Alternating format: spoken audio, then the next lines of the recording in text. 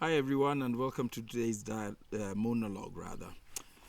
Um, Today's monologue comes from a promise I made to a friend of mine, and this promise came from a report a few days ago that a court in Kenya ordered a commission of inquiry into how 4,000 acres of land belonging to the Wata community in the Kenya's coastal area was passed on to uh, an entity called Kambanga Ranch, which was part of a RED project and which was started by the American Mike Koczynski, who's the founder of Wildlife Works, which is very, very active in that part of Kenya. This is because these guys had gone to court seeking the court's indulgence to enforce an order to evacuate about 147 villagers to be kicked out of this land. To enforce the agreement that they had. So the first thing here you must understand is that the court was confounded because they were faced with having to endorse and enforce what was an injustice, which means basically that Koczynski and his crew were backed by all the necessary legal documents to push these people off their land, which raised the question of just, my friend asked me, like, can you tell us more about this carbon trading? Well, let me put it simply, because there's a big problem with understanding carbon trading, and that's deliberate. You're meant to accept nonsense because you don't understand it. That's how Ponzi schemes work. So let me break it down to the very basic forms. Carbon tradings are permits to pollute and destroy the environment. So someone who pollutes and destroys environment in Europe, United States, Canada, wherever, pays money to some broker, and that broker imposes certain conservation strictures or grabs land from black Africans mostly and uses that as a carbon sink for the pollution that his client produces in Europe or wherever. So it's like in the human society, if in school you had some kids who could misbehave and do whatever they like because they were wealthy, and there were some poor kids who'd get punished, beaten whenever these rich kids misbehaved, what would happen? You'd end up with some abused kids, and you'd end up with some teachers who've made, or punishers, prefects who've made a lot of money, and you'll end up with psychopaths, i.e. the rich kids who just pay for all their misbehavior. So that's what happens. The West continues polluting, Africans continue losing their land, and brokers, i.e. conservation organizations, this is Wildlife Works, Northern Rangelands Trust, um, this is the various carbon trading companies around the world. They're the ones who get money out of this. So it's a big fraud. It's 100% fraud. And I keep getting this stupid question like, aren't there any good carbon projects? No, there are none. Zero. 100% of them are bad and fraudulent. So let's look at how that plays badly into a culture or a state like Kenya. In Kenya, we are living in a country currently where we don't want to produce anything. We fight against production of agricultural produce, production of food, production of ideas, production of or even innovation, because we are all looking for shortcuts, the state included. The state is becoming like a broker.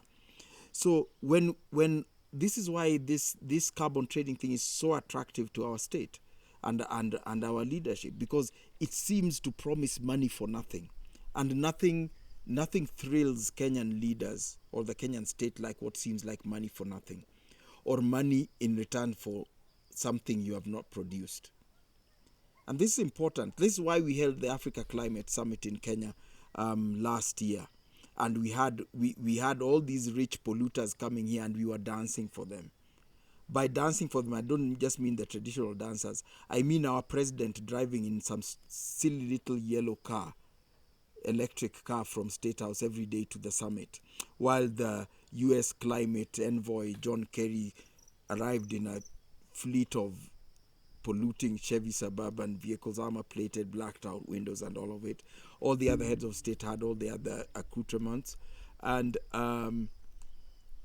we felt we needed to perform for these people, do a dance for them.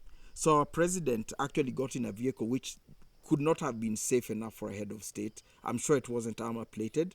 I'm sure it wasn't fast enough to escape in case of a terrorist attack, and I'm sure it would not have been able to withstand any kind of attack. But we needed to do it because we needed to dance for the polluters. And this is what we are still doing. We are still doing brokerage. And the worst thing that's happened to Kenya is that our state has become a broker. So we have the Minister for Health is brokering health workers to go work in other countries. The Ministry of Interior is brokering sending police to go and police other societies, other countries, other continents. And even our president was speaking the other day with pride at an international forum at how youths who have never left the country are working in digital sweatshops around the country, serving various online companies around the world. This is not something to be proud of. So we must produce. I cannot overemphasize that, not just at the state but at individual level. So we have it sort of trickle up, the pride in production, the sale of what you produce. We don't produce carbon. So if the state or anyone comes and tells you they're coming to buy carbon from you, you are getting into part of a scam. I don't want people working for carbon trading companies or conservation organizations in Kenya pretending not to know that you're part of a scam, or pretending to be innocent bystanders. No, you are part of a scam. Those who work for Wildlife Works, you're part of those who are disenfranchising the water community. So when government comes to get involved in carbon trading, like we have now our Ministry of Environment and our Ministry of Wildlife, all dabbling in this carbon trading nonsense, we are in deep trouble, because we are purporting to trade or sell something we don't produce. We trade and sell people. We don't produce people. People are our most precious resource. If we sell them out of the country, we are doing our country a disservice. Now, if we look at a sort of dystopian, let me create some sort of dystopian scenario. Okay, we now have the Suez Canal. So shipping to Europe or the Americas is not as far as it used to be to get to East Africa. So let's assume there's slave ships would come from Europe and the Americas to the East African coast today. Let's say to the Kenyan coast today, with the state we have in place right now. A slave ship would dock in Mombasa. Instantly, our Ministry of Health would set up a clinic at the dock to check on the slaves' health, to make sure they don't take sick slaves. Make sure they take strong young men who can go and lift whatever. Our Ministry of Tourism would probably start courses teaching how to make nice Southern American dishes like peach cobbler, etc. So we'd be teaching chefs how to make peach cobbler so that they don't get slaves over there who don't know how to make their favorite foods, or how to make roast pork and those other things. What else would we do? Our agricultural colleges would start teaching cotton picking techniques, so that our slaves who go there can pick cotton efficiently and effectively. And we'd have our Ministry of Education would have language courses teaching Southern accented English, so that the masters and slaves can understand each other properly. This is what, in principle, our society is doing today. We cannot, try as I might, I can barely find any Kenyan reason for anything we do. We tout our education system as training our youngsters to fit into sweatshops in Europe, etc. We are very proud of that. Our Foreign Affairs Permanent Secretary, the former one, Ambassador Macharia Kamau, when Kenyan women were being killed in Saudi Arabia by employers, these are domestic workers, he actually said that we should learn to conduct ourselves. These workers should learn to conduct themselves in a way that doesn't annoy their employers over there. No sympathy, whatever. We are treating our people like chattels that we can trade in and dispose of, and we can afford to lose any time. This encapsulates the problem that we have in Kenya.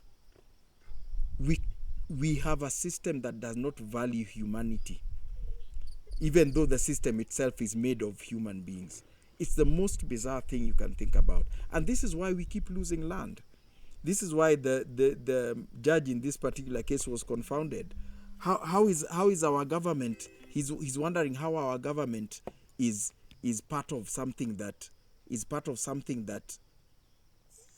is so unjust, yet accompanied by support of all our systems. This is why the only reason that particular one came up is because it's the water community, and they don't have as strong an elder system as we have in the Ma community or Samburu, etc. In those areas, the same things happen, but it's the elders who have been so co-opted, and by elders I mean including elites, politicians, representatives, the executive and legislators from the area, have been co-opted into these things. So anybody who opposes them instantly lands into trouble.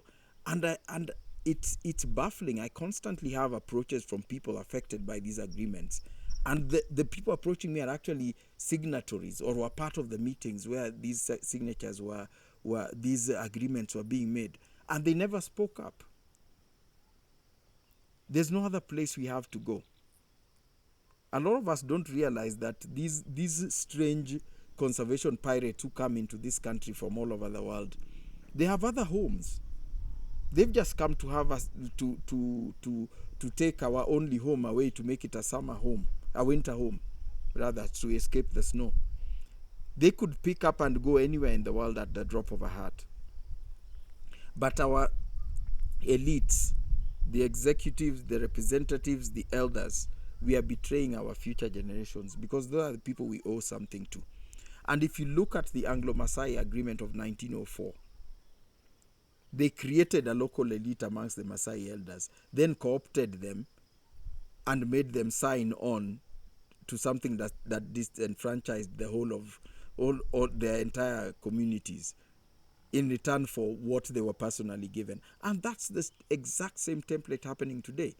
They come here, they create conservancies, create a secretary, chairman, etc., etc. So you now have a group of about 7 people who can be coerced, co-opted, or corrupted into any agreement. And suddenly the young are left there with no place to go, some theoretical carbon trade agreements from which they earn nothing, no place to graze their livestock, and then they are suddenly vilified and criminalized. I've been to many parts of even northern Kenya, Maasai land in northern Maasai land in Laikipia, and even Samburu, where Morans, or they call them Warani, it is now a derogatory term. It's now a term for those who are not with the program, those who are not in line with what the conservation organization wants. There are those who still want to live like Samburus, who still want to own livestock, who still want to be proud people who own their birthright. So this is what's happening. And it's happening at a local scale, it's happening at a regional scale, and it's happening at a national scale. We have no recognition of what is intrinsically valuable to us as a country. I hope we can change this, but one thing that's going to happen if we don't change is that the young are going to rise against the older generation. The generation of from about mid-40s to 70 or mid-60s, we are the complete rubbish of this country. We've sold out this country. We are lost, and we are the ones in charge right now. And these youngsters are going to find out that what we are telling them is nonsense. And when that happens, the few of us of that age group who've been saying the truth will be the only ones who will be really safe. Think about that.